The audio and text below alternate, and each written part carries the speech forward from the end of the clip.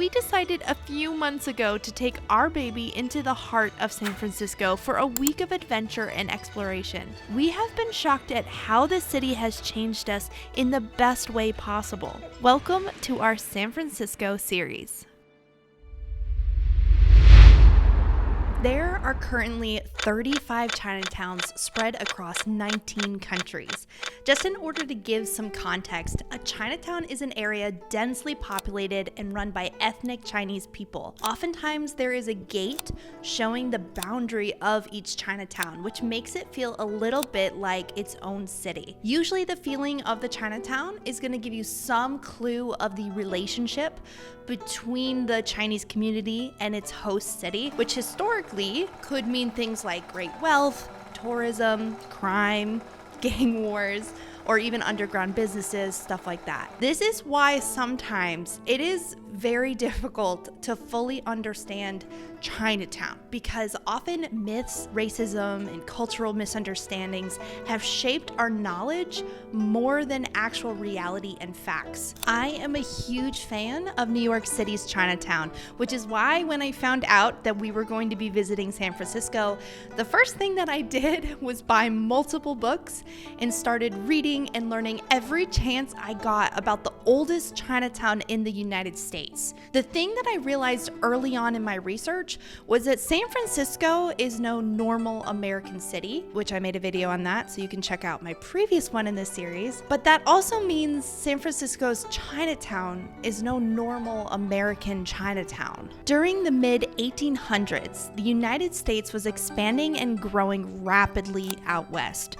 During this growth, the U.S. opened its borders to working immigrants at the same time there was widespread insecurity in China. This is why, for a while, there was a steady flow of Chinese immigrants, usually just men at the beginning, and the jobs they worked were so difficult, and they were low-paying, menial jobs like mining or building the railroad or other jobs like that. Racism was at an all-time high around this time, as it was illegal for these immigrants to nationalize, which meant the local American community often treated the immigrants like a threat, as if they were stealing jobs, bringing disease, or general distrust. Basically, what that meant was that the lives of these Chinese immigrants were extremely difficult and in constant danger. The original Chinatown in San Francisco was created out of necessity as a way to protect themselves and find safety and security. The problem with this model of safety, though, is when you create walls to keep danger out, there is somebody out there that's going to use those same walls as a prison to keep you in. The Exclusion Act of 1882 was the key document that made it virtually impossible for the Chinese people to assimilate. This act is what made it illegal for new immigrants to enter the US, including family members or spouses of people who already lived here, and it also placed many restrictions on the immigrants who were already in the States. And oh yeah, it also made it virtually impossible for them to become American citizens. Basically, the Chinese Exclusion Act of 1882 did exactly what its name said. It excluded the Chinese from assimilating and therefore being protected by the laws and Bill of Rights that everyone else living around them in the same cities were being protected by. The reality is, these immigrants came over to this country legally. They helped the American economy out immensely, and for all of America's talk about being a melting pot, these people are proof that the United States is only a melting pot when it benefits them. Which, by the way, it benefited the US to be a melting pot in 1943 when China allied with the US and the Chinese immigrants willingly fought and defended this country. From San Francisco's huge Chinatown comes a steady flow of patriotic Americans of Chinese descent, eager to register for work in vital wartime industries. So the White House finally decided it was beneficial to repeal all the exclusion acts. That didn't fix the racism problems, by the way, but that was a huge step in the right direction as these people were finally seen as citizens. Okay, enough of the politics though. Let's take a quick look at the history of the San Francisco Chinatown. I'm going to majorly skim over the history by just talking about three of its most defining historic points. The first being the the Tong Wars and the 6 companies in Chinatown. The San Francisco Chinatown was started in 1848, and as it continued to grow and as the Exclusion Act isolated it from the rest of the country, what ended up happening is the people within Chinatown had what feels to me like their own politics, their own rule system, separate from the US. This is the age of opium dens, gang wars, sex trafficking, and other terribleness. And we could be in danger of thinking at this point, well, I guess that's why the Exclusion Act was necessary. The more I read about it, the more it sounds like these sketchy businesses were some of the only businesses that Chinatown was actually allowed to run at the time that would actually earn them money. The people were not allowed to work normal jobs. They did not have police protection from crime, which is why gangs pop up. They were not allowed to marry US citizens, but they also weren't allowed to bring Chinese women over legally. Basically, they were trapped. But the drug business, the sex business, gangs, these brought immense wealth to the Chinatown, but not only Chinatown. It brought immense wealth to all of San Francisco. Unless you'd be wondering, their main clientele was not other Chinese individuals. This map was the first map made of Chinatown, and it was a map showing exactly where all of the sinful places could be found. And I want to take a moment to point out that it was made by a bunch of white dudes in order to make Chinatown look bad. What ended up happening, though, is that it was handed out to tourists or sailors who might be looking to experience the red light district or other sinful activities. Chinatown was part of San Francisco's Barbary Coast stops, meaning often Chinatown was blamed by the city leaders for their sin and pagan ways, when in reality they were creating a business based off of the demand that had placed San Francisco on the map during the gold rush. Now, the Tong Wars were battles by the gang lords throughout Chinatown.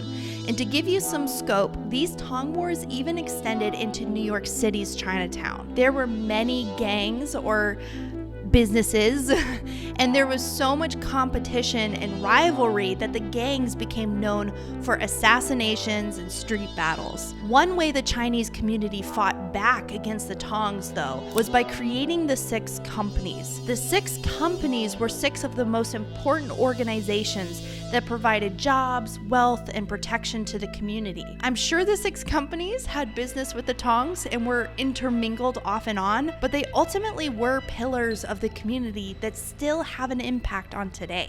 The next big historic point that shaped San Francisco's Chinatown was the Bubonic Plague, which lasted from about 1900 to 1904. Just to start off, the Bubonic Plague hit the entire city of San Francisco, not just Chinatown.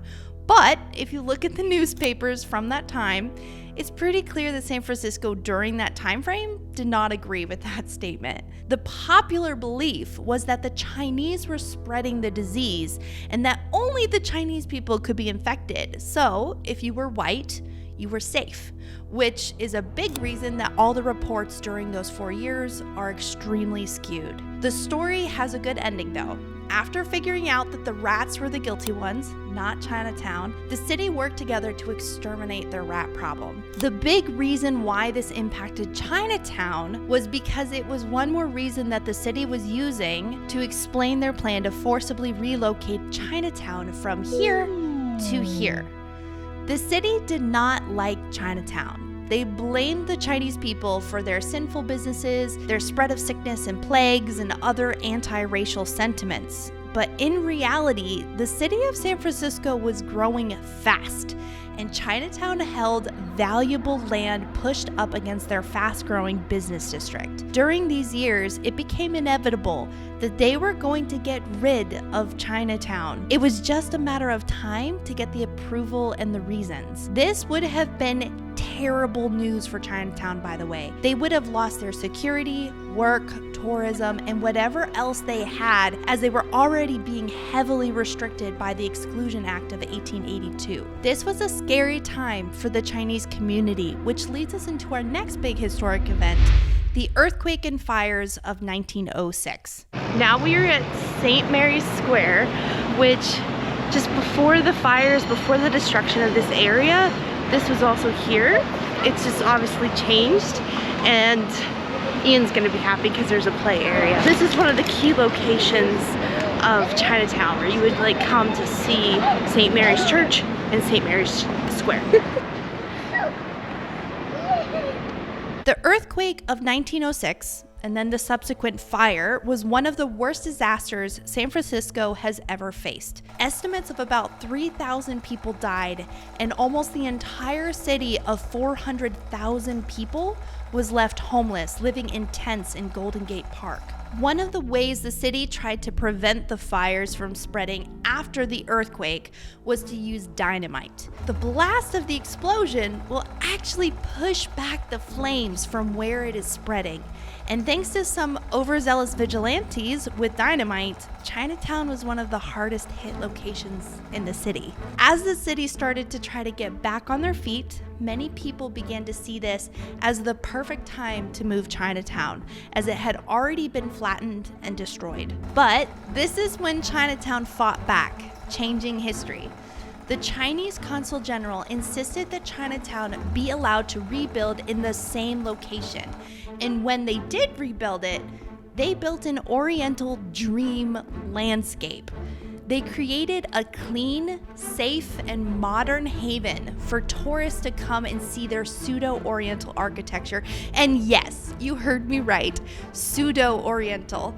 No Chinese town in China looked like this. Rebuilding this Chinatown was a power move, and it worked. So right now we are in Chinatown and we are on Grant Street, which is like kind of the main route through Chinatown. And it's interesting because I've read in a lot of places that when this place like burnt down to the ground in 1906, a big thing that happened was when they rebuilt it, they tried to make it seem extremely Chinese, so that way tourists would come, bring more money, they could change the business, they could make people have a better perspective of them. It's not the buildings that are unique, and that's the part that I didn't get.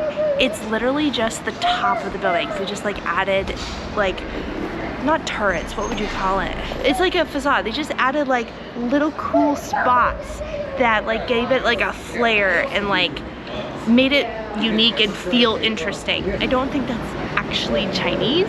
I think that's literally them being really smart and knowing how to feed the monster of tourism. A survival technique, ultimately. Because if people want to be here, then people don't want you to go away.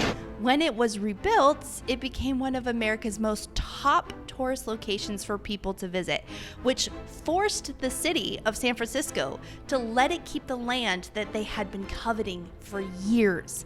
It also provided Chinatown with a brand new way of making money: tourism. No more opium dens, no more sex trafficking or gambling rooms, which, just as a nod to another history story, taking away these businesses didn't remove the clientele from the city, which is famously how the Tenderloin got put on the map after this rebuild. The Tenderloin is where all of these underground businesses were moved to, and the shift of crime relieved the new and improved Chinatown from the stigma that it held before. Chinatown continues to struggle with overpopulation, damage to their roads from other earthquakes, and continuing racism. Yet it still is one of the top tourist locations to visit in San Francisco, which is one of the top tourist cities in the United States. Another really cool thing we got to do was visit Willie Woo Woo Wong Park. This side by side is such an epic memory for us. On the left, Ian is thrilled that we got to visit yet another amazing park, and on the right is the same park many renovations ago from 1948. It is now named after a basketball player that is from Chinatown, but originally this was one of the only places the children in Chinatown could safely play, living history at its finest. You two coming down the slide?